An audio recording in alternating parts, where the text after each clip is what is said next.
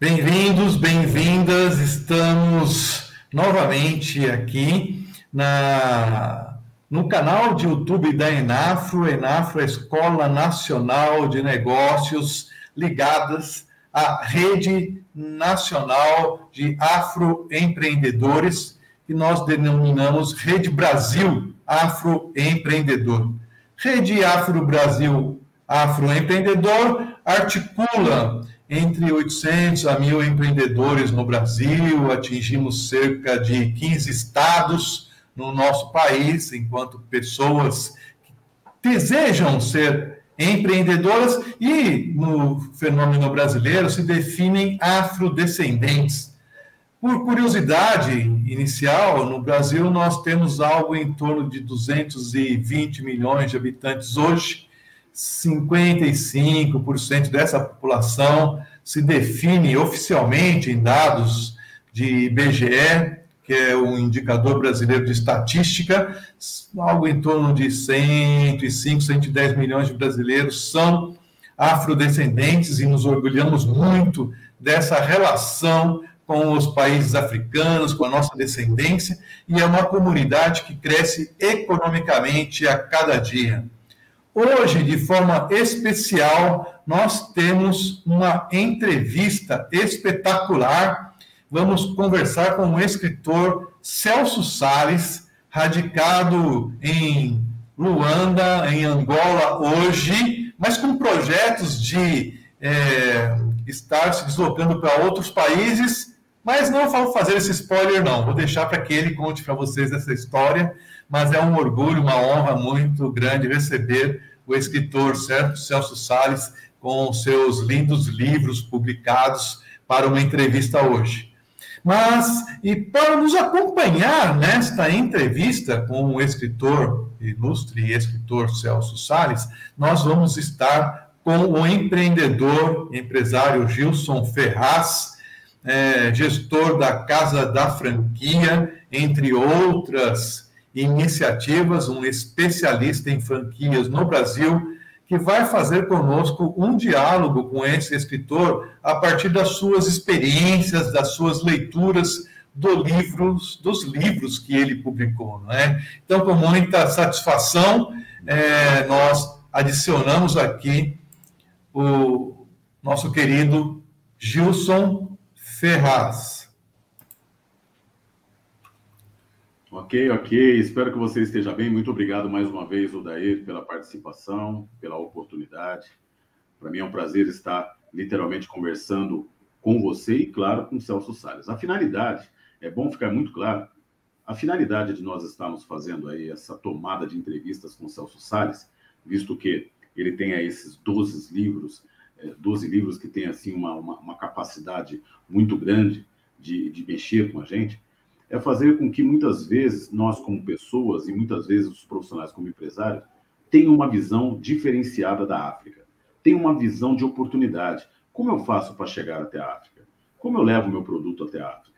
Quando eu escolhi fazer esse trabalho ao lado do Celso Sales, que seria fazer essa entrevista, esse bate-papo com o Celso Sales, foi visando dar a oportunidade também das pessoas começarem a enxergar o veio de oportunidade, a avenida de oportunidade, essa segunda via que nós temos para poder chegar até lá, claro, com uma pessoa que tem uma visão extremamente macro, né? Ele vive, né? Ao escolher o tema dessa entrevista, que nós já estamos partindo para a segunda parte da entrevista com o Celso Sales, viver africanamente da oralidade à escrevivência, eu tive a total convicção que as obras de Celso Sales, elas são baseadas em experiências práticas, misturada a uma oralidade incomparável. A percepção que o Celso Sales ele possui, ele consegue contagiar a todos ao seu redor com a sua autobiografia, que é sui generis. Tratar de uma rica história de vida, com muitas realizações e propósitos definidos, e é o primeiro dos 12 livros até que eu gosto demais, um dos primeiros livros eu amo demais, mas a partir de agora nós vamos estar trabalhando com outros livros, que é um livro que eu tenho assim uma particularidade muito grande, que eu vou dizer para vocês. Eu tenho a total compreensão que o Celso soube incorporar essa coleção, que ele denominou de África, como uma alma, que ele diz que é a alma africana. uma história que começa regada por muita fé, oração, atributos que ele tem acompanhado há tempo, que eu venho também ao lado dele observando. 61 anos de idade, Celso Salles, dentro do seu pensamento de que mais vale na história acumular o quê? Mais do que acumular fortunas, é acumular história. Eu recentemente observei uma foto que ele inseriu, né? Ele me mandou essa foto, eu não sei nem se publicou essa foto, ele falou o seguinte: ao invés de nós financiarmos armas, financiamos livros. Eu acho isso lindo, eu vi lá a foto, depois eu gostaria até que o Celso falasse mais a respeito disso, né? Nas páginas do livro que ele escreve, nós podemos ter um resumo muito forte da volta que ele está dando nesse nosso continente. Isso é muito importante. Nessa segunda parte da entrevista com Celso Salles, nós vamos falar primeiro, né, do livro que eu considero o livro ímpar de Celso Salles. Porque eu participo, eu fiz um prefácio. Então, nesse exato momento, antes de falar um pouco sobre a nova África brasileira, o livro de Celso Salles, eu gostaria de chamá-lo para que desse aí pelo menos um alô a nós. Celso, seja bem-vindo a esse nosso bate-papo. Ok, muito obrigado. Obrigado, Marques, Odair Marques. Obrigado, Gilson. Obrigado, Enafro. Obrigado à Casa da Franquia. E realmente é uma grande honra poder estar aqui. Vocês que já pude colocar na segunda edição do livro, do segundo livro, né, que já está na segunda edição mesmo, e enfatizei bastante as marcas Enafro, Casa da Franquia e Editora Educasat. Por que isso? Quanto menos for a nossa imagem e mais a nossa obra, melhor é. Então, iniciar falando deste livro, Gilson, que é a Nova África Brasileira, me enche de orgulho, porque eu sabia que ia chegar um momento que eu tinha que falar da Nova África Brasileira, uma África muito desconhecida, muito desconhecida. A gente costuma dizer que existe a África sem o Brasil, mas não existe o Brasil sem a África. E por incrível não existe o Brasil. Por incrível que pareça, é um livro que tem a coragem de tratar de um assunto muito delicado, invocando o iluminismo africano dentro e fora da África. O Brasil, sendo o país fora do continente africano com maior população negra do mundo, tem que necessariamente puxar uma corrente que irá atingir toda a diáspora africana no planeta. Séculos de erros precisam ser encarados de frente e de forma extremamente positiva, buscar as definitivas mudanças que há muito se faz necessário. Toda a consciência negra é muito bem-vinda, fazer emergir novos pensamentos e ações no que o autor batizou como a nova África brasileira, que eu acho que você foi muito feliz com isso. Nota-se profundamente, quando mencionamos sobre a nova África brasileira, que nós estamos convidando todos, sem distinção, a enveredar-se para investir na África. Extremamente abrangente o convite, elegante, objetivo.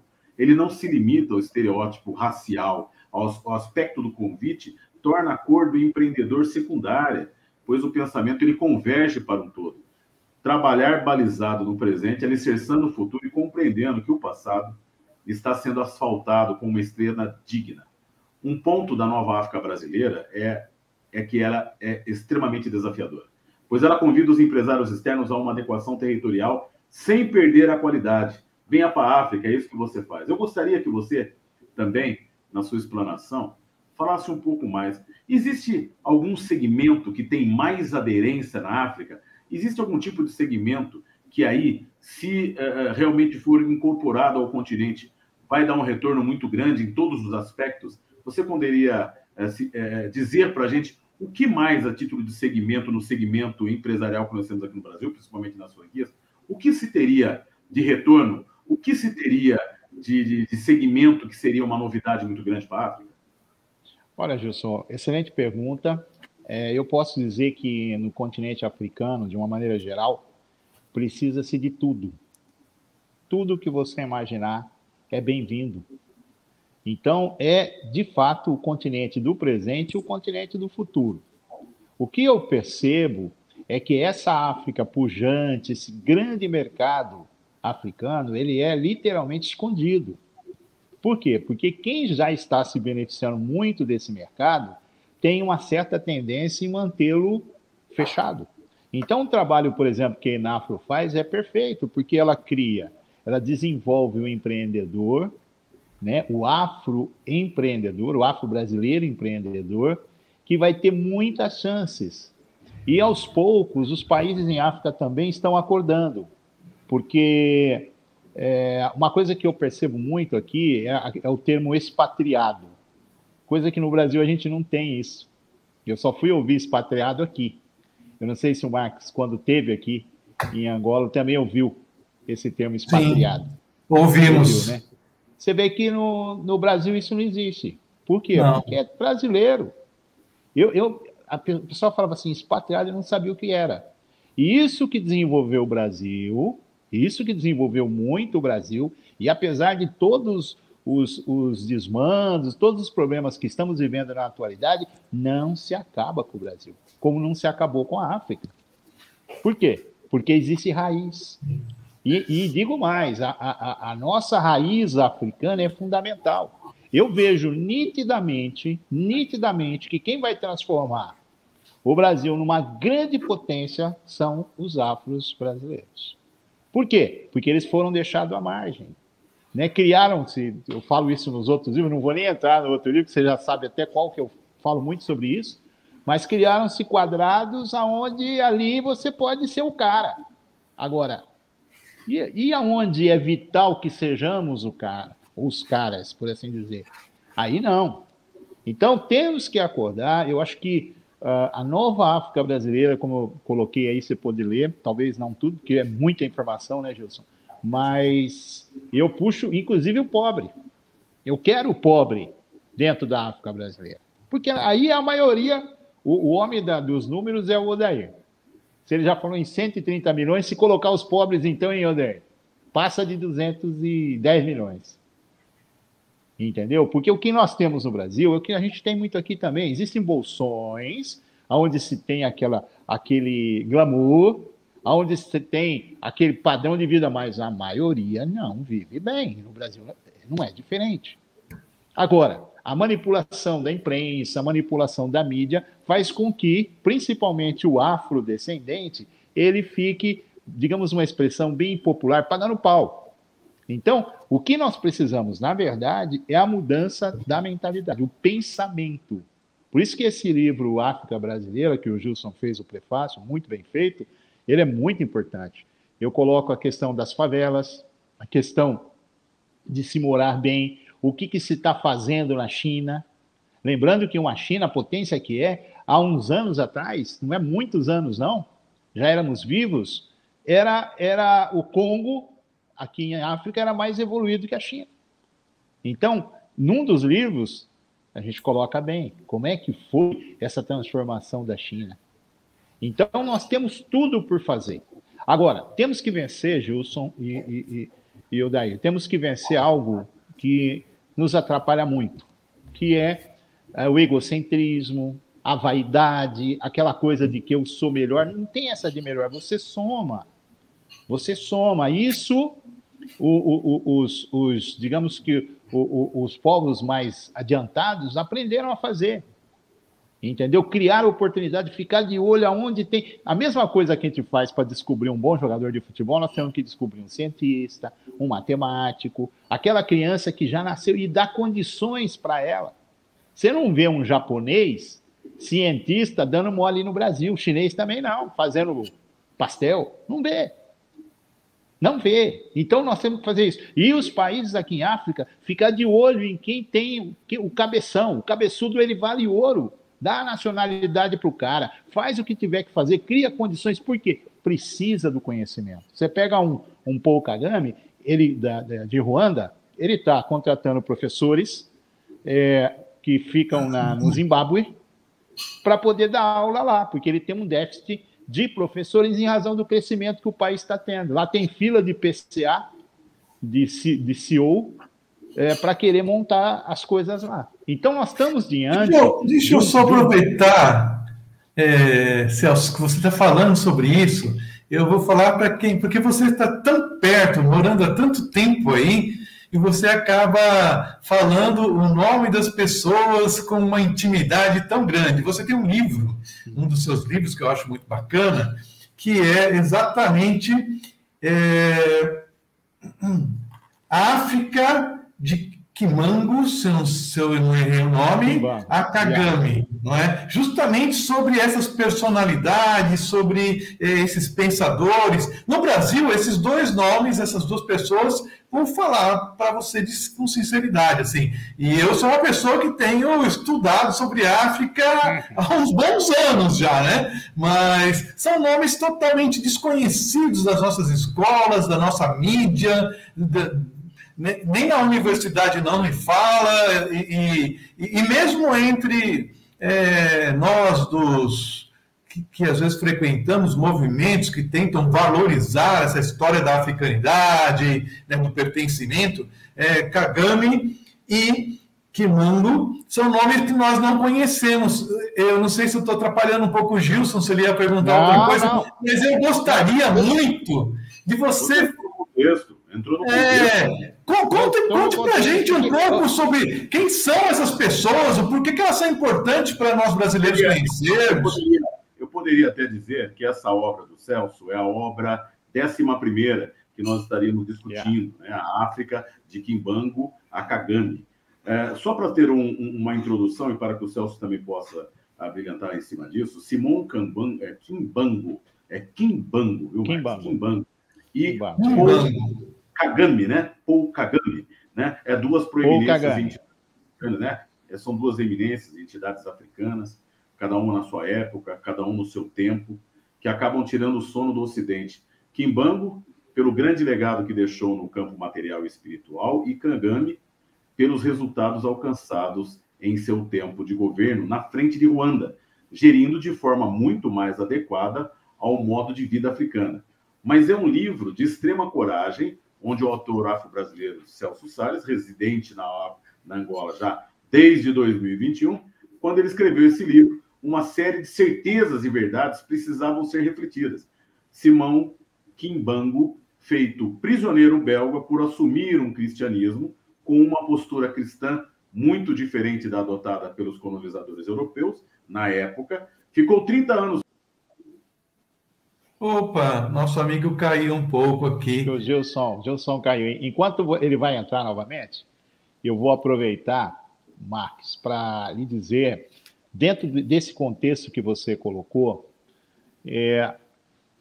o que muito me levou a fazer esses livros foi exatamente o que você me perguntou. Seria, eu acredito que um grande egoísmo poder estar realizando o sonho dos meus antepassados, o sonho de um Gilson, o sonho de um Odair, e guardar isso para mim. Então, isso seria... O Gilson, quando mandou a foto da mamãe, segurando o livro, Dona Neide, né? Dona Neide. Fiquei muito emocionado. Por quê? É bonito você ver a geração da Dona Neide, que sempre cuidou de nós como filho, eu então nem se diga, cuidava melhor de mim do que do próprio Gilson. Então, e você vê a geração da Lívia, que é a filha mais nova do Gilson. Então, você poder deixar esse contributo. Imagina você, a hora que você puder ter, principalmente o grande da coleção, depois o Gilson vai mostrar aí,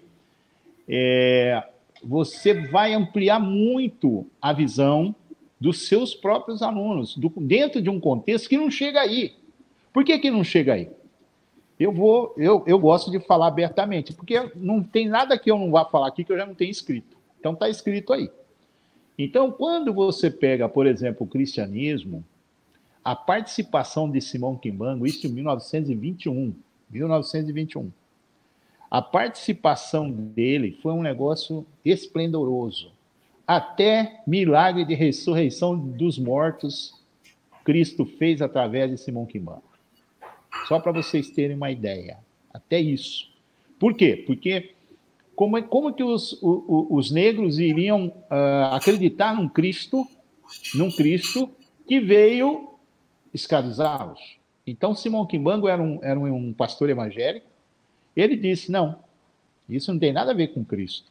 Isso é obra do colonizador. Cristo não tem essa pegada. Ah, então, mostre-nos. Foi aí que ele começou. Aí o que aconteceu? Todo o poder da época, né, da Igreja Católica mesmo, evangélica, a Bélgica prendeu Simão Kimbangu, que ficou 30 anos. Mas nesses 30 anos que ele ficou preso, ele saía, fazia manifestações, ele conseguia sair da prisão. Uma vez pegaram 5 quimbangos, aí levaram, era a mesma pessoa. Então tem muita coisa que não chegou, que o Ocidente não deixa chegar. Não deixa chegar. Entendeu? Então, eu me senti muito na obrigação de transmitir. Se quem vai ler vai acreditar ou não vai acreditar, aí já não é problema meu. Agora, eu estou passando a informação. Quando, nesse livro mesmo, eu coloco de Kimbangu a Kagame, eu coloco 100 anos. Por quê? Kagame é 2021, Kimbangu 1921. Né? Então, nesses 100 anos, você pega um Kagame, né? Um presidente maravilhoso aqui em África, muito questionado pelo Ocidente, porque ele já está há 20 anos no poder, mas uma gestão maravilhosa. A maioria no governo dele são mulheres, né? E ele pegou uma Ruanda destroçada com aquele genocídio incrível que aconteceu. Inclusive, aproveitando, o Justo conhece o Vitor Boqueri está vindo hoje lá da capital de Ruanda, e já pegou os endereços e eu vou doar uma coleção completa em inglês para a biblioteca do memorial do genocídio lá de Ruanda. Então já pegou tudo e já antecipando, né, o que eu vou fazer? Eu quero doar um kit com os 12 livros completos para uma biblioteca em cada país, para que eu tenha certeza que, ainda que sejam poucas pessoas, mas estarão lendo. Porque em nada, o Justo já percebeu isso, em nada o meu objetivo é fazer fortuna e riqueza, não. Eu preciso que essas palavras andem para poder colocar essa semente. Já mandei para Obama. Eu vi você, viu, Marcos? Todo bonitão lá do lado do livro da Michelle, mas eu acho que ela é que vai ter que sair bonita, porque você está no livro que ela já recebeu lá. Porque esse pessoal, o livro para eles é sagrado. Viu, Jucinho? Ela vai ter que tirar, estou aqui do lado do Marcos. A hora que o Obama abre o livro, ele vai ser obrigado a conhecer umas peças que ele nunca poderia perder a oportunidade de conhecer.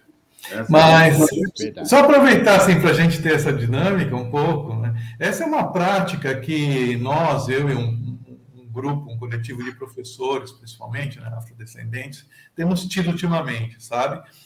Há uma necessidade no Brasil, por isso eu fiz a pergunta sobre esses dois personagens, porque é importante que divulguemos a história, a biografia deles, essas diferenças, porque se não formos nós a elogiar estes africanos e descendentes da diáspora africana, que é o que nós falamos, né, que nossos familiares saíram daí, do continente, há centenas de anos atrás, e nós temos que elogiar essas pessoas. Então, nós temos feito um trabalho de formiguinha mesmo, não é? E isso, às vezes, usando as redes sociais, por isso essa imagem junto com o livro da Michelle, porque ela é inspiradora para muitas mulheres negras brasileiras, porque é um casal que, não vou falar que era empobrecido, mas eles estavam fora de uma possibilidade de serem lideranças nos Estados Unidos, e é impressionante fizerem direito, estudarem em Harvard, mas como Obama. Se você me permitir, se transformar em presidente, não é? O trabalho que você está a fazer, você está forjando novos Obamas, novas Michelles, novos Baracks. Então, por quê? Porque o que eu percebo, a foto que o Gilson se referiu, eu fico aqui onde eu moro aqui. Eu moro em vários locais aqui, na verdade, né? Até mesmo na Ilha do Mussulo, às vezes eu fico lá. Então, a ilha é maravilhosa. Mas aqui eu fico muito junto à colônia dos muçulmanos, né? O pessoal daqui, que está aqui em Angola, mas a maioria vem de Senegal, vem Côte d'Ivoire, vem ali da costa oeste da África, né? Mali, aqueles países todos ali. Então, é muito bacana você pegar uma criança no colo e a criança, porque esse livro que tem ilustração, ele mexe com as crianças. Realmente, se falar assim, botar um monte de livro, elas vão gostar das que tem. Eu acho que o Gilson pode até falar da Lívia aí. O que aparece, o bonequinho. Ou é o bolo de volta ou é esse maior. Por quê? Porque mexe com ela. Então, as crianças ficam doidas. E é bacana isso, porque a gente vê os filmes, né? Aquele diamante de sangue, aquela coisa toda que você vê aquelas crianças com armas na mão. Isso é real, mas isso foi plantado. E nós temos que mudar isso. Como é que nós mudamos isso? É colocando os livros. Colocando os livros, porque é impressionante como os jovens aqui, porque a estratégia que eu estou usando mesmo é essa, é de criar um espaço na biblioteca. Então, se você quer ler os livros da coleção África do autor Celso Salles, está na biblioteca tal. Vai chegar uma hora que os governos vão evoluir, eles vão entender que, em vez de ficar comprando tanque de guerra, comprando avião supersônico, eles vão comprar muitos livros e vão despejar livros, e principalmente os livros que falam de coisas que nós precisamos. Porque qual é o maior problema que eu vejo aqui? Aqui no Brasil não é diferente, né? Nós já temos a nossa independência, mas uma independência você só tem quando você começa a pensar a partir dos seus próprios pensamentos. Enquanto você faz toda uma gestão com o pensamento do seu colonizador, você não tem independência coisa nenhuma. Você só tem cara de independente. Independente é você criar. E isso um Paul Kagame está fazendo lá em Ruanda. Né? Quando no livro eu coloco ele, eu até chamo a atenção. Nós temos que democratizar a África ou africanizar a democracia. Por quê? Porque é diferente. Eu não posso querer gerir um país que teve 30 anos de guerra da mesma forma que eu vou gerir uma Suíça, né? Que eu vou gerir qualquer outro país que não teve essa experiência toda. Então, a democracia ela não pode ser pasteurizada. Ela tem que ser adequada a cada realidade. E aonde que vem a segurança de que os líderes, mesmo que fiquem mais tempo do que o habitual, vão fazer um bom trabalho na educação? A educação é a base de tudo, porque se você forma o seu líder, não importa muito se ele é de esquerda, de direita, de centro, ele é bem educado. Ele é bem educado. Então, isso que eu vejo de forma bastante importante. Gilson, continua aí. Eu gostaria de fazer inserir aqui um pensamento que eu sempre noto, aconteceu isso comigo agora recente.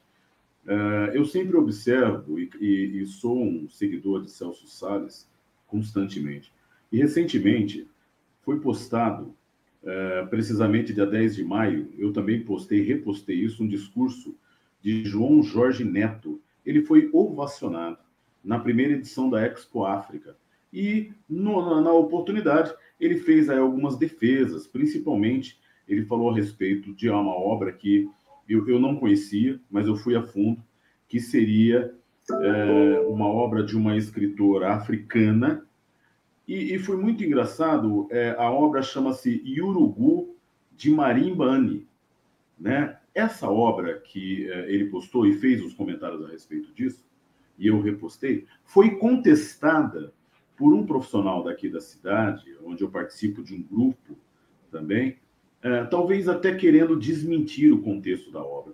Quando você falou em Biton Kelly, né? Biton Kelly foi a pessoa que eu entrei em contato através do Celso, e eu falei, Celso, eu preciso urgente, porque aquilo me amargurou. Eu falei, não é possível que as informações, quando chegam desencontradas.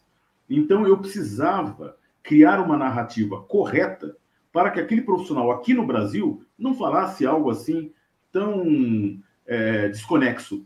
E aí eu entrei em contato com o Celso, por sua vez, manifestou para mim e falou, Gilson, eu acho que a melhor pessoa para falar sobre isso é o Biton Kelly. E eu entrei em contato com o Biton Kelly. Ele muito elegante, muito educado, como sempre, né, Celso? Como sempre, uma pessoa muito além do seu tempo, pensa fora da caixa, um elemento. Quando eu falei isso para ele e coloquei tudo as considerações desse profissional, ele escreveu para mim, mas com uma narrativa, sabe, com uma precisão, nas palavras, com uma precisão nas datas, e eu passei para esse profissional. Por que eu passei para esse profissional? Com muito respeito, não passei no grupo, porque quando eu inseri no grupo a informação, eu inseri visando o quê? Aumentar ainda mais o contexto, né? Pulverizar informações sobre a nossa África, sobre os autores. E eu fui corrigido no grupo, dizendo que aquilo estava errado. Quando eu fui corrigi-lo sobre o erro que ele causou, eu não tive coragem de ir para o grupo.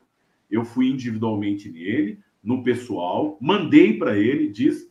Você sabe que até hoje eu não obtive resposta, mas o silêncio foi muito bom.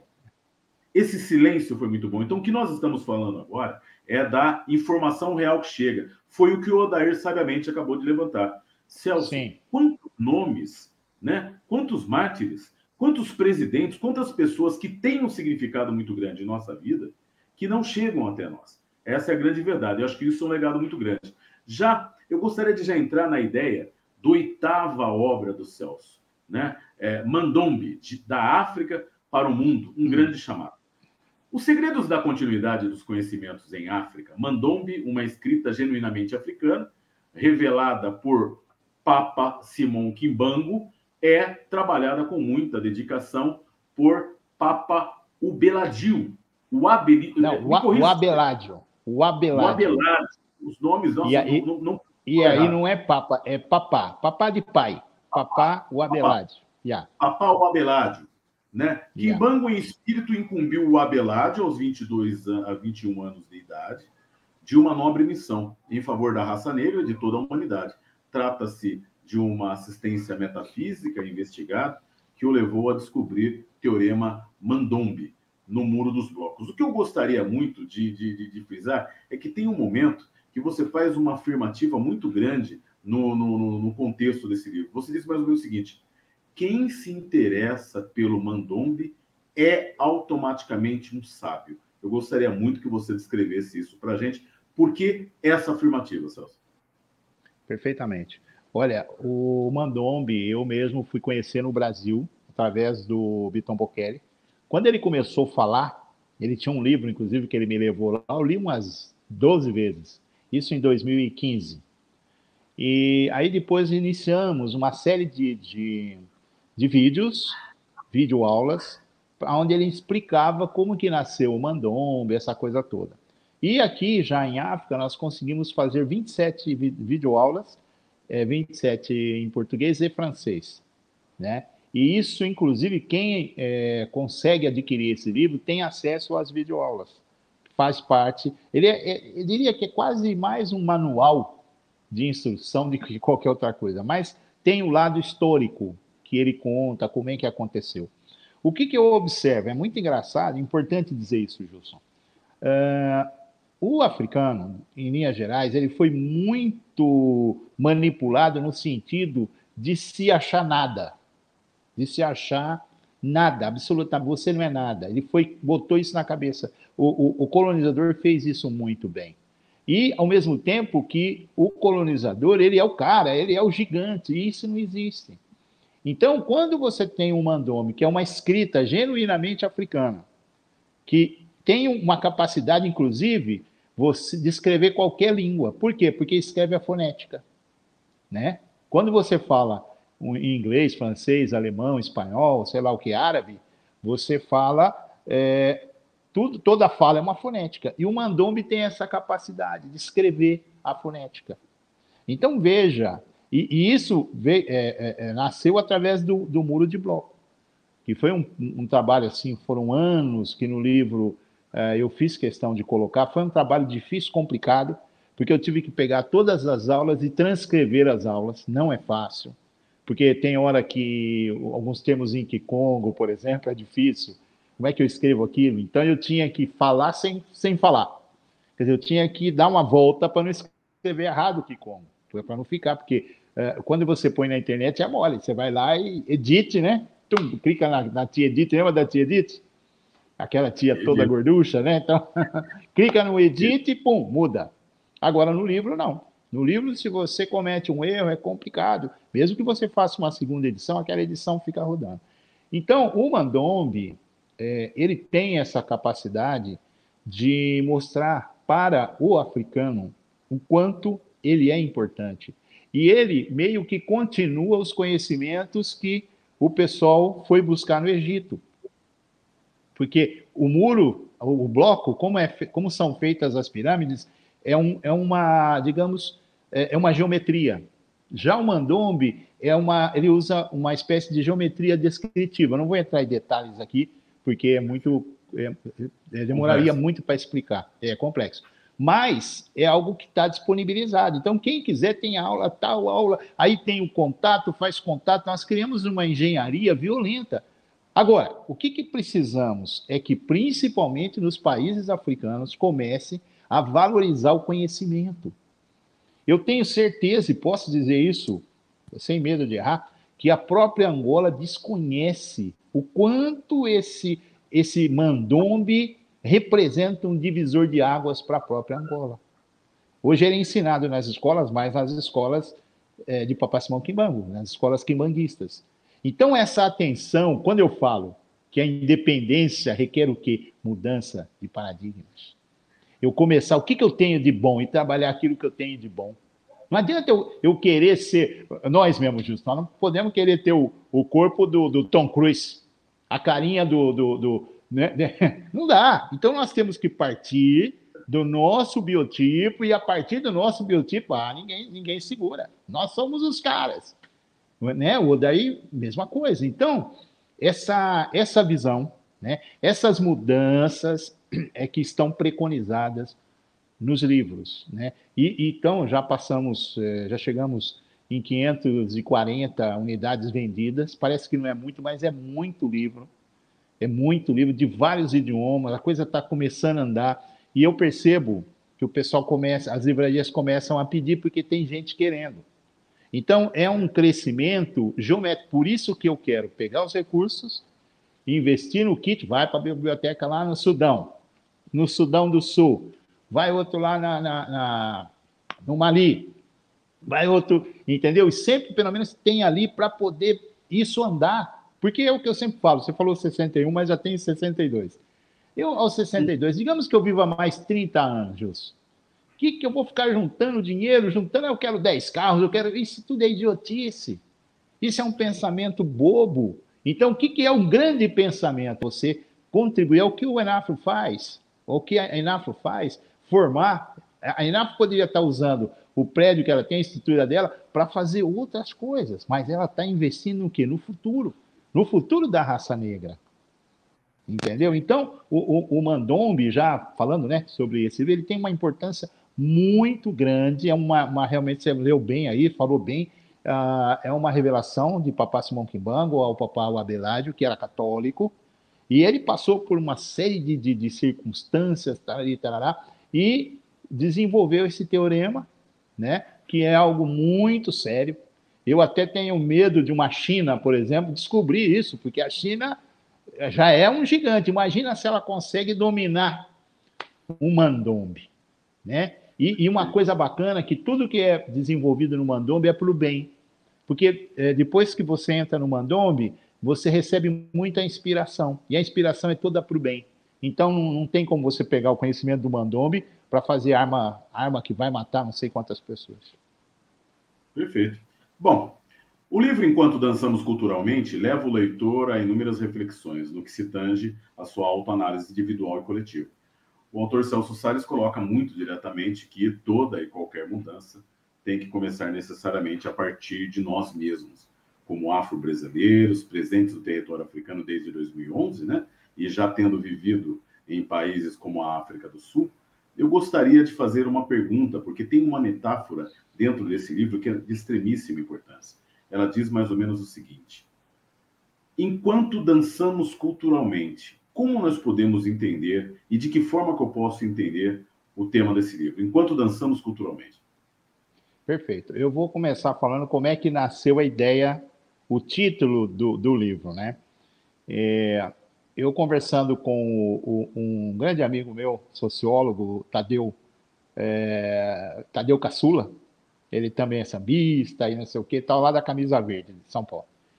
E eu falando, Tadeu, enquanto o negro dança, enquanto o branco pensa, o negro dança.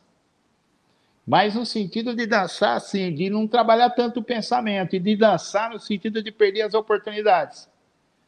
E eu conversando com ele, aí ele falou assim, não, vamos trabalhar isso de forma mais elegante, né?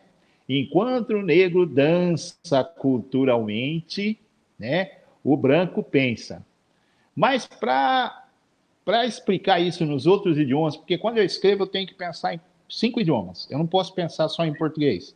Como eu tive a oportunidade de viver um tempo na Áustria, então o alemão entra um pouquinho bacana, o inglês melhor, o espanhol é próximo do português, o francês também, aqui em África, você tromba com o francês toda hora, então o idioma entra mais fácil para você, né? Então, eu pensei bem e falei, não, tem que só enquanto dançamos culturalmente. E aí toda a revelação vem no livro. Por quê? Porque, em linhas gerais, nos foi dada a ideia de que nós só podemos fazer algumas coisas, tais como dançar, cantar, jogar futebol, atletismo, e papapá, pronto. Esse é o quadrado da raça negra. Não, temos que acabar com isso. Nós temos que buscar, aí onde eu coloquei o que eu chamei de top 10. Né? Quais são os conhecimentos que nós precisamos priorizar e começar a colocar, perdão, na mente das pessoas, dos jovens, das crianças, exatamente outras aptidões. Que não é somente cantar, dançar e não sei o que, papapá, que é gostoso, está na nossa alma africana. A gente já veio dançando, né, do continente africano para o Brasil e para outros locais.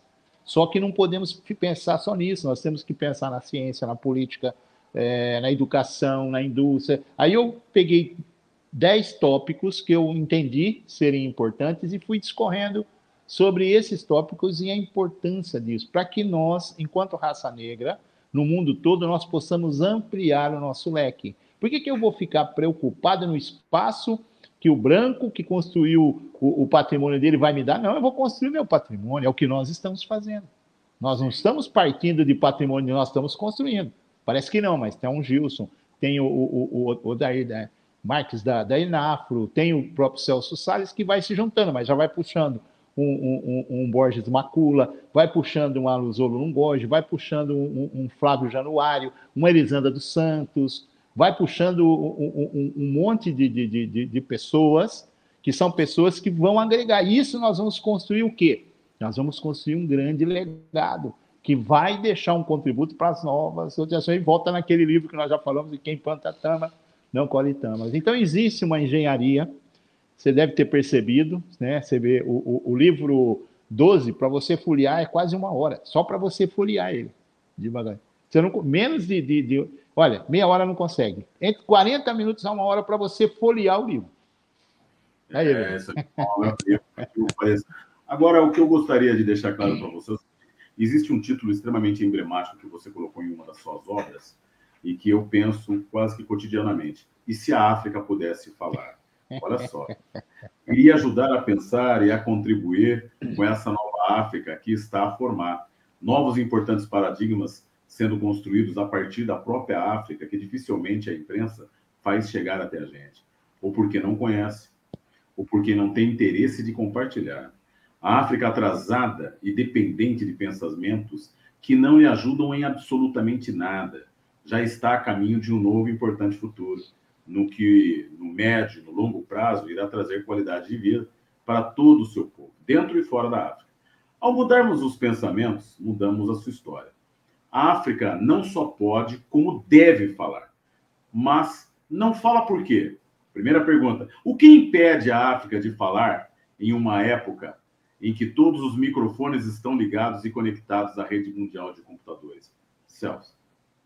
Olha, Gilson, esse livro, quando principalmente os africanos começarem a ler, tem uns aí que vão brigar comigo, vão me xingar, porque eu falo sem medo de errar. Para mim, o que mais atrapalha é uma coisa que aqui em Angola a gente chama de mangonha, e que no Brasil nós chamamos de preguiça. Nós temos preguiça. Nós queremos achar os nossos problemas muito no branco, mas nós, enquanto negros, temos que nos repensar. Você vê, você e eu, nós damos canseira em chinês. Nós damos canseira em chinês. Chinês, para acompanhar nós, é difícil.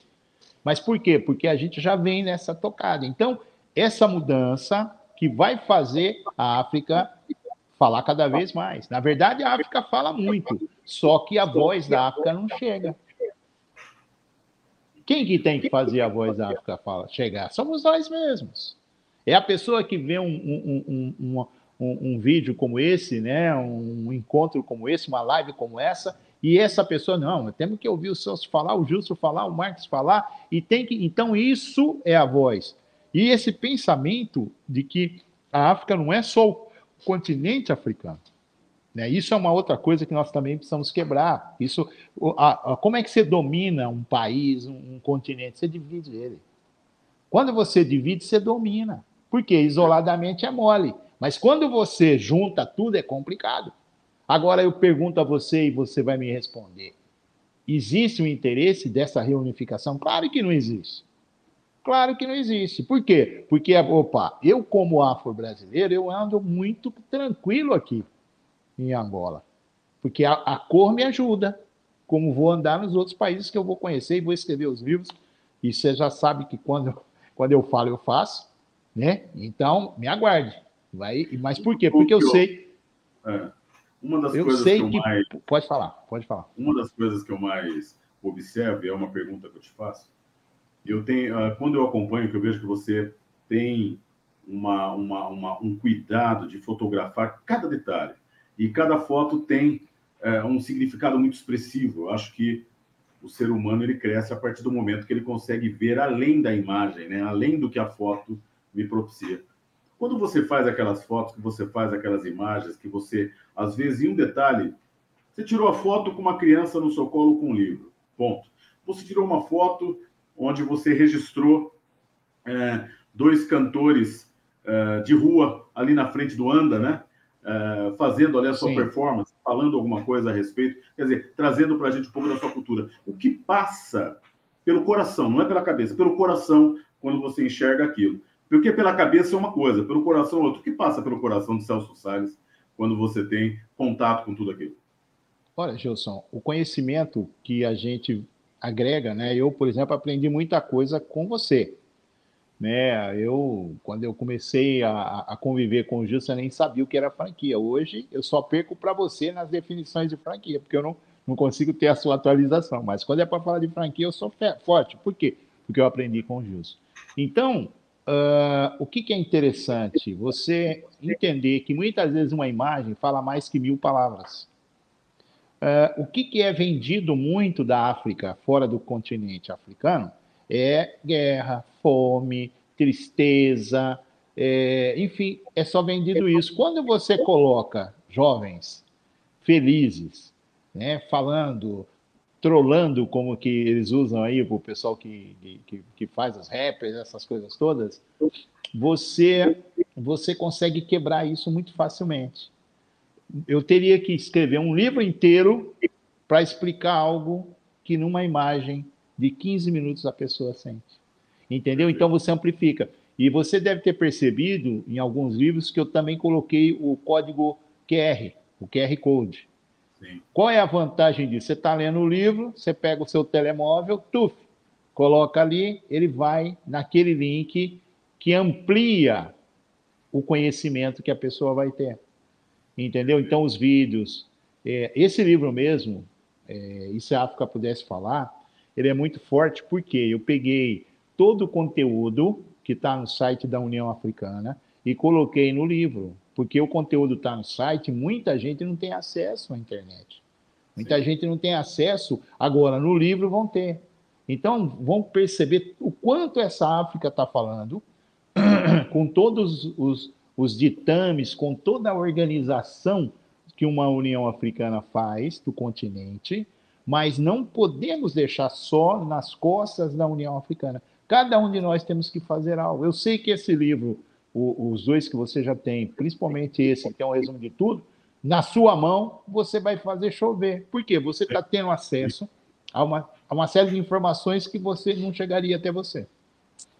Eu acredito ser uma pessoa privilegiada, porque a coleção África, principalmente nessa obra aqui, que encerra a coleção África e dá o título ao livro, você, leitor principalmente, poderá apreciar muita coisa.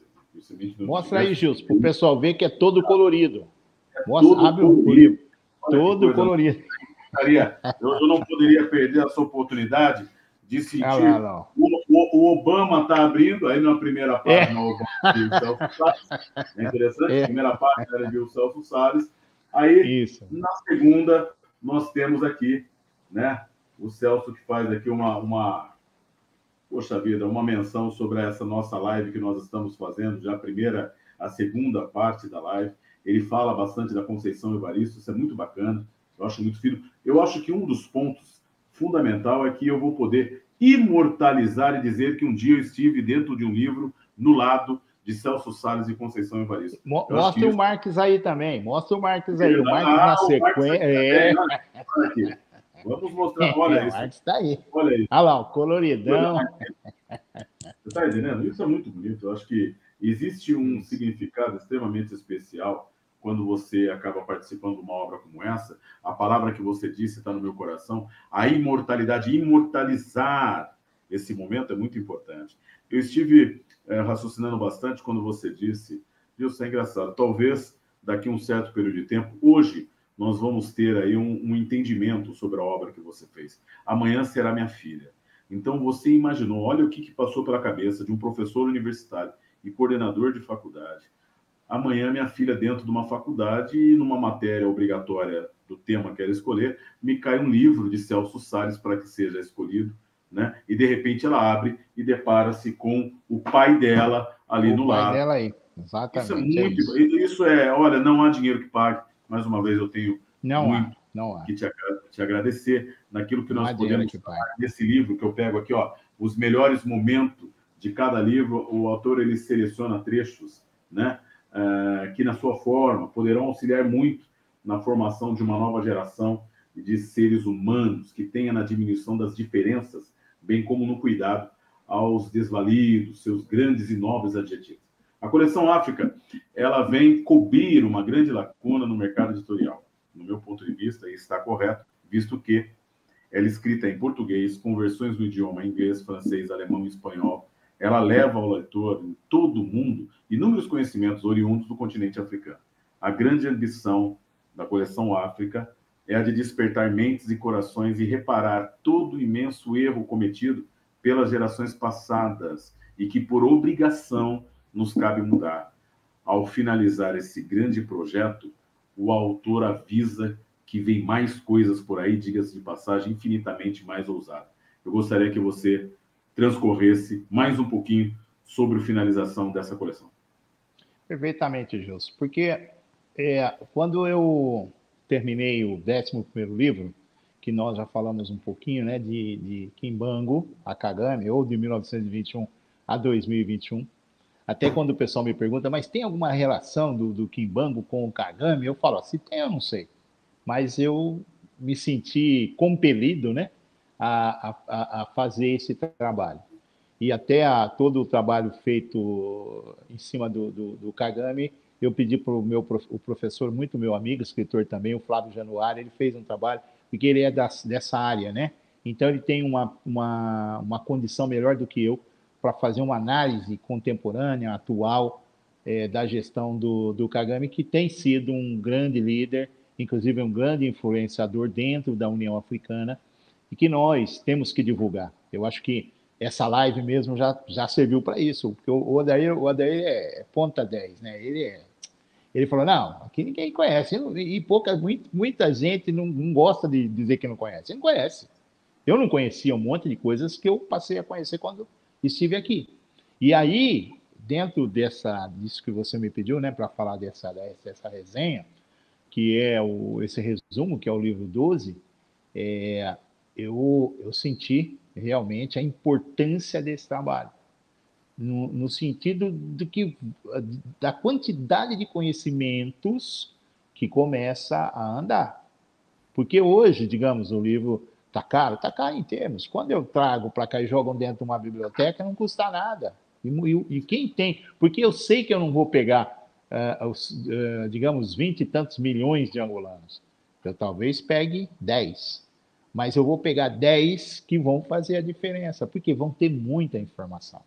Eu vejo até, eu dou risada aqui, muitas vezes você chega numa loja, né? Eu tenho, quando eu ando assim, o pessoal me vê nesse estilo, então a turma fala, você tem cara de rico, não entra aí não, que coisa de 500 contas, eu vou te cobrar 5 mil. E é verdade mesmo, eles olham assim para isso, mas ele tem o cumbu, né? Igual eles falam aqui. Aí é o cascaio, né? O faz-me rir. E, enfim, eu vejo nitidamente a importância que é esse trabalho, essa conscientização e quebrarmos os paradigmas. Né? Como esses livros, você viu a qualidade de impressão? Não tem. Se você folheia, você não consegue achar problema. E digo mais, Gilson, todos os livros da coleção são coloridos. É que eu, para trazer o livro para mim, eu trago ele em preto e branco, que é mais barato. Como eu não tenho tanto recurso, então eu tenho que me virar conforme eu posso. Então, esse maior não tem preto e branco, não tem como fazer, porque a quantidade de páginas e cores não deu. Mas quem compra pela Amazon, por exemplo, e a maioria compra, o livro é todo colorido. Esse mesmo África Brasileira é todo colorido. Agora, eles fabricam sob demanda, ou seja, o cara quer um livro, eles fabricam um livro. Então, isso evita de você ter... Porque qual que é o maior problema hoje? O autor tem 5 mil livros, 10 mil livros. Como é que ele distribui esses livros? É difícil, porque se você quer mandar para um determinado... Como é que eu fiz esse livro chegar no Obama? Custou, sabe quanto? Custou $3 para sair da fábrica, que fica em Connecticut, embora a matriz é São Francisco, né? E ir para Chicago, onde fica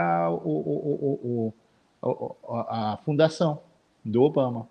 Né? Já mandei para o John Land, agora eu começo a fazer, porque esse é o importante. Então, um Marx, por exemplo, está viajando em inglês, em francês, em português, em alemão, e isso é importante. Por quê? Porque vai suscitar novas Enafros. E aí tem o contato também. Como é que eu monto isso? Aí começa, é o que está faltando para o mundo negro, é entender que nós somos uma coisa só. Nós não somos concorrentes. O menino do marketing, por exemplo, do Marx, tem um pensamento que está correto, o pensamento dele. Eu tenho que, obrigatoriamente, ter outro.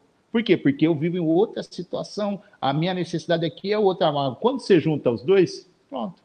Ele atende um público, eu atendo outro público, e aí é que nós temos que aprender a trabalhar. Então, nós temos essa dificuldade. Então, todo esse 12, eu me preocupei muito com isso. E não foi fácil, porque você reduzir, digamos, em média, 120, 136 páginas, em 36, em média, não é fácil. Porque quem eu corto aqui? O que eu tiro? Entendeu? Então, foi complicado. E depois sair do português, passar para o inglês, para o francês, para o alemão, para o espanhol. Por quê? Porque abre novos mercados. É trabalhoso, Gilson? É um trabalho, Odair, é um trabalho violento, não é fácil. Né? Com o Covid, até me facilitou. Por quê? Porque não tinha muito como se movimentar e eu aproveitei e soquei o pé. Agora, imagine essa nova coleção, que a ideia é começar a partir de março, abril, quando eu reuni as condições, onde a ideia é escrever um livro de cada país. Imagina a quantidade de negócios, de relacionamentos, porque não adianta eu vou querer tudo para mim. Não tem como, eu tenho que... Odair, cuida disso, Gilson, cuida disso. Gilson, você vai ter que ter um caminhão de gente. Odair, então, sei lá, um Boeing de pessoas. É isso que está faltando para nós. É esse pensamento. Eu tenho total convicção. Aí ninguém segura. Ninguém segura. Celso Salles, eu só tenho que dizer uma coisa. São décadas de amizade, profissionalismo e, acima de tudo, essa cumplicidade. Para entender o Celso Salles, eu fui obrigado a aumentar o meu conhecimento, inserir até o Odair para que ele possa me ajudar nessa compreensão. Eu tinha uma compreensão de mim mesmo, mudei totalmente, quebrou meus paradigmas. Um homem, mais uma vez eu repito, um homem com uma família estruturada, filhos formados e todos os adjetivos para continuar efetuando uma brilhante carreira aqui no Brasil, deixa-nos. Eu levei anos para encerrar e entender literalmente essa minha inquietação. Nós passamos hoje, e passamos na live passada, por as obras de Celso Salles. A primeira foi Celso Salles, autobiografia em preto e branco. A segunda, cultura africana, o retorno, o bolo de volta. A terceira, a importância da diáspora africana na nova descolonização da África. A quarta, eu adoro, quem planta tâmaras não colhe tâmaras. Esse ditado eu levo para minha vida. A quinta, africano de alma, um exército de ideias e pensamentos. A sexta, 55 motivos para investir na África. A sétima, a nova África brasileira, que eu tive o prazer de escrever o prefácio. Nunca vou esquecer disso. Oitava, Mandombe, da África para o mundo, um grande chamado, que nós tivemos o prazer de ter uma claridade hoje muito linda, que o Celso passou para a gente, uma visão macro. A nona, enquanto dançamos culturalmente, deu para entender.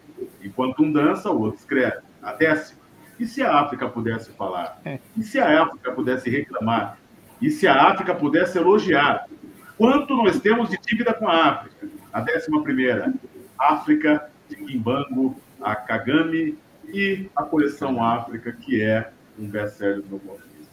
Celso, mais uma vez, muito obrigado. Odair, deixo aí a palavra com você, porque isso me deixa muito, muito feliz em poder dar essa oportunidade para que as pessoas conheçam quem é Celso Salles.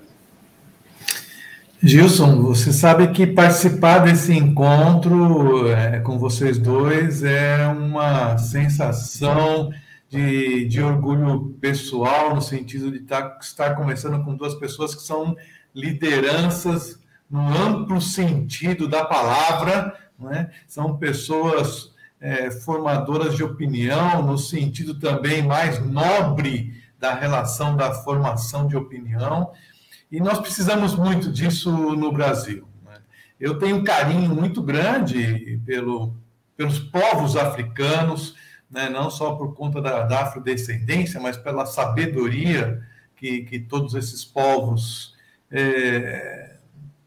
nos têm dado e feito refletir. O conhecer através de você, Gilson Ferraz, o Celso Salles, mesmo que conhecer virtualmente, já tem sido uma alegria interior profunda. E falo, Celso, olha, você não imagina dentro do coração como ficava vibrando enquanto você falava das histórias que você acabou escrevendo e fazia esse resumo, e quanto desejo nos dava de ter em casa todos esses volumes que o Gilson brilhantemente ilustrava, mesmo que em resenha. Eu falei, eu tenho que ler esta obra um dia. É uma meta. E só para terminar, Gilson, assim, esse sonho seu, Celso, já entrou dentro do meu coração, no sentido também de conhecer todos os países africanos. Nem que seja poucos dias, já está na minha lista de desejos que eu coloco aqui na minha família. Ainda terei,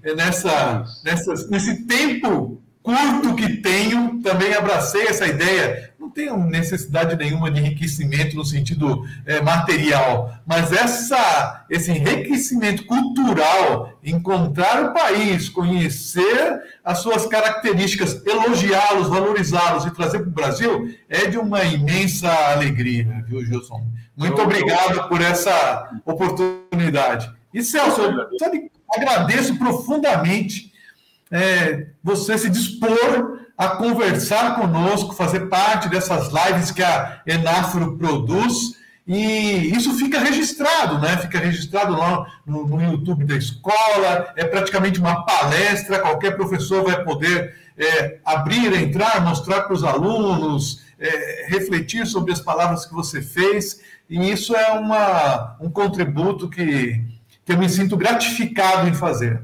Muito obrigado. Um detalhe importante, eu acho que eu não tive a oportunidade de falar isso para o Celso. Quando o Celso foi embora, rapaz, criou um vazio. Por quê? Eu usei até um termo, não sei se a aplicabilidade desse termo é correta.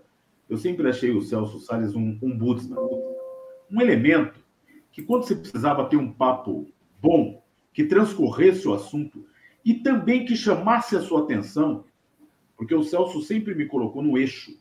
Então, muitas vezes, quando eu saía fora do eixo, o Celso vinha, Odair, e colocava no eixo, falava, Gilson, vamos pensar de forma diferente, sempre fora da caixa. Quando o Celso foi embora, para mim foi um impacto. Por quê? Porque depois eu sempre me perguntei, e sempre perguntei para minha esposa, para a Vanessa, que às vezes, no final de semana, numa sexta, no sábado, às vezes era durante a semana, nós estávamos trabalhando em São Paulo, na Rua Quintana, lá na Ípica, nós tínhamos a oportunidade de fazer um churrasco à tarde e bater papo profissional com uma grandeza tão grande, e as meninas, nós tínhamos lá as empregadas que faziam para a gente todo o trabalho, um arrozinho, um feijãozinho, mas a gente ia fazer uma comidinha, mas o assunto era um assunto de uma grandeza, de uma profundidade. Então, quando o Celso foi embora, eu senti essa falta. Então, quando eu falo do Celso, me dá assim, me causa uma estranheza muito grande, que eu falo, porra, cara, pessoas que nem você, quando vai embora do Brasil, é uma perda muito grande. Mas hoje eu entendo. O Brasil não tem lugar para Celso Salles. Não. Porque a África, ela abre os braços para você de uma forma e te recebe de um jeito que você hoje, quem for atrás, e começar a te seguir, e começar a entender as suas fotos, e começar a entender as suas entrevistas, que não precisa de fundo, não precisa de nada, é uma câmera, um microfone, e o que acontece é algo assim, fora do comum. Se você pegar a grandeza, o depoimento de cada um, a menina agradecendo essa oportunidade, Celso Salles, eles não têm noção do quanto está nos fazendo bem aqui, eles não têm essa noção. E o Celso, eu espero que você leve isso para eles, para todos que você passa, o quanto é importante registrar a imagem deles e a fala, o sotaque, a simplicidade, a facilidade como eles conseguem se expressar para você. É para você, porque você consegue retirar das pessoas o melhor. Você consegue retirar das pessoas o melhor. Não é um repórter que vai fazer isso, jamais. Essa forma informal como você trata, com educação, com leveza, com respeito, é o lado mais bonito. Muito obrigado, viu, Celso? Você sabe que aqui você tem um irmão... Olha, eu creio que a gente até gostaria de esticar mais, mas aí fica aquele vídeo compridão, né? E que ninguém gosta de assistir. Mas eu acho que quem mais tem que agradecer sou eu. Pude acompanhar, eu não sei se o Gilson se recorda bem, quando ele passou aquela fase difícil, que o Gilson, ele sempre foi um dos principais profissionais na área de franquia. Eu não sei se eu posso dizer o nome da rede, eu vou dizer, se não puder, a Microcamp, o senhor Eloy, não é isso? Sim. Então, eu lembro muito bem os problemas que o Gilson teve, de uma falta de um certo reconhecimento, e eu pude estar junto do Gilson nesse momento, né? E tenho orgulho de dizer que fui o criador do nome Casa da Franquia, fui o criador da logomarca, e falei, Gilson, porra, meu irmão, você vai voar. A mesma coisa eu falo para um Odair, para a Enafro, porque nós nos acostumamos a seguirmos o negro norte-americano, porque eles têm a mídia na mão, tem o cinema, mas eles não têm a quantidade de afro-brasileiros, de afrodescendentes que nós temos. Então, nós é que temos que ser os grandes protagonistas, e eles vão ter que nos seguir. Por quê? Porque vai chegar até eles. E nós vamos criar um monte de coisas novas, criarmos esse entrosamento com o continente africano. Isso é muito importante, porque sozinho a gente não faz nada. Não adianta eu ficar aqui em Angola, nascer aqui em Angola, falar, isso aqui é meu, se eu souber administrar e fazer riqueza. Agora, se eu não sei fazer isso, alguém vai fazer. Então, nós temos que buscar o quê? Os conhecimentos, para que a gente possa, dentro desse conhecimento, eu vou ligar aqui a minha bateria aqui, para não cair a minha fala, tá? Eu já programei aqui, então só um minutinho, e aí vai voltar aí já. Bonitinho. Odair, enquanto o Celso está colocando lá, eu gostaria de frisar que nessa semana que nós tivemos, viu, Celso? Eu gostaria de frisar para o Odair, essa semana que nós estamos comemorando a Semana do Afroempreendedorismo, a Semana da Consciência Negra, se hoje eu sou um afroempreendedor, por incrível que pareça, é porque eu tive também, no meu lado, um Celso Salles. Ele foi um dos degraus que conseguiu me colocar no sistema afroempreendedor. Continua, Celso, por favor. Não, perfeito. Então, isso é muito importante. Buscarmos, caiu aqui, mas é o teclado do computador. Buscarmos esse entendimento, esse entrosamento, Eu tenho aconselhado muitos jovens aqui a não ficarem presos a si próprios, achando que eu sou a última bolacha do pacote. Não existe isso. A gente aprende o tempo todo, então tem que se abrir. Encontrou alguém que está aqui. Eu tenho N amigos que são pessoas de grande importância que eu procuro marcar um café, encontrar para buscar o conhecimento. Então tem que ser isso. Não pode deixar passar pessoas de tanta importância em vão na nossa vida. Então, quando você trouxe o Marx, trouxe a Enafro, né?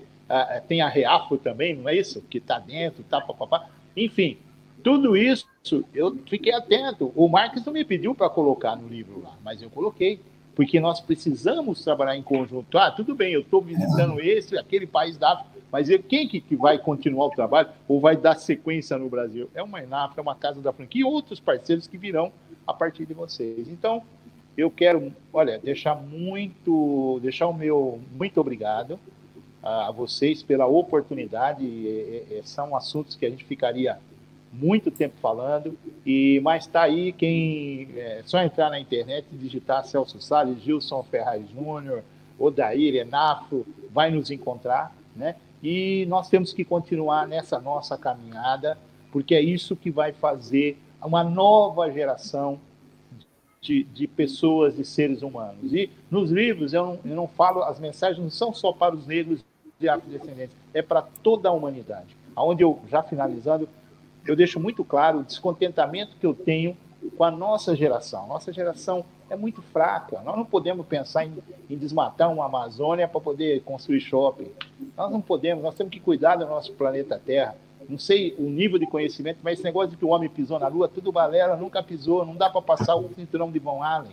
Então a gente vive com muitas mentiras, que nós temos que desconstruir essas mentiras e temos coragem de admitir que fomos inocentes, acreditamos, mas nós temos que mudar isso. Então, esse mudar isso é o negro botar na cabeça dele, pera, eu não tenho que pagar pau para ninguém, não. Eu sou tão bom quanto o de olhinho azul, olhinho verde, isso não quer dizer nada. Né? Então, eu não sou só bom no futebol, no samba, eu sou bom no empreendedorismo, eu sou bom na ciência, eu sou bom na matemática, eu sou bom em tudo. Então, é isso que é importante, é esse pensamento que nós temos que ter coragem de falar. E os governos, eu sempre bato nesse sentido de começar a fazer gestão a partir das necessidades. Quando eu falo de logística, por exemplo, aqui, eu tenho que pensar na logística dentro da minha situação em África. Eu não posso pensar numa logística que chega um trem-bala, que vai parar num aeroporto, que tem um trem que passa de baixo, como é o de Madrid, e aquela coisa. Não tenho isso. Então, eu tenho que pensar numa logística aqui, que a mamá vem com a bacia na cabeça e vende não sei o que são os maiores profissionais de logística que eu vi aqui em Angola, são as ungueiras, que é o nosso camelo aí no Brasil, e os taxistas. O taxista, ele sabe, ele muda a rota dele, ele está andando, ele sabe que lá vai dar grana. Então, porque ele tem um compromisso para pagar o soldo no final do dia para o dono do carro. Então, são dois profissionais de logística que não tem lugar nenhum. Entendeu? Agora, imagina quem tiver ideia, vou fazer um livro da logística desse povo. Entrevista, não sei o quê, papapá. Então, você começa a mudar, porque você começa a fazer gestão a partir da sua necessidade. Então, gente, muito obrigado mesmo, de coração. Eu queria só, antes do Gilson vir, que ele já está ali querendo mostrar um material, nós realmente passamos um pouquinho do tempo, mas eu acho que... Estou fazendo merchan, estou fazendo merchan. Não, só acho assim, a beleza do diálogo, da conversa, do registro, ele permanece. Eu só queria agradecer aqui algumas pessoas que vieram acompanhando a gente, agradecer o Cláudio Marques, lá de São Paulo, capital, o Felipe Locatelli, aqui da região, e a Laudiceia Nascimento, o seu esposo Odair, que são lá de Portugal, viu? São parceiros que estão vendo lá, pertinho de Lisboa, ouvindo aqui o nosso papo, deixou um elogio muito agradável, que foi uma aula para todos, foi uma imensa gratidão ao comentário da Laudiceia, comentando isso, que é uma alegria para a gente poder estar registrando esse momento, deixar isso perene para as outras pessoas e também deixar, assim, eu creio que nós já tivemos 2 encontros mas com certeza 2022 está chegando aí e novos encontros com o Gilson Ferraz e Celso Salles acontecerão nesse intuito de divulgar esse conhecimento africano, essa cultura africana, essa ousadia do Celso Salles sair do Brasil e se deslocar para lá, colocar toda a sua vida, né, em outro ambiente. Para nós é um motivo de orgulho, viu, Celso? E gratidão aí, Gilson, pela atividade. Eu só queria fazer esse agradecimento final. Obrigado. Eu que agradeço, gente. Muito obrigado mais uma vez, Celso, Odair. E vamos para o próximo. Ano que vem estamos aí novamente. Um abraço a todos. Então tá bem. Até mais. Até a próxima, quem nos ouve. Gratidão pelo tempo que você nos dedicou. Até a próxima, Celso. Até a próxima, Gilson. E 2022 está chegando. Um abraço a todos. Muito obrigado. Obrigado.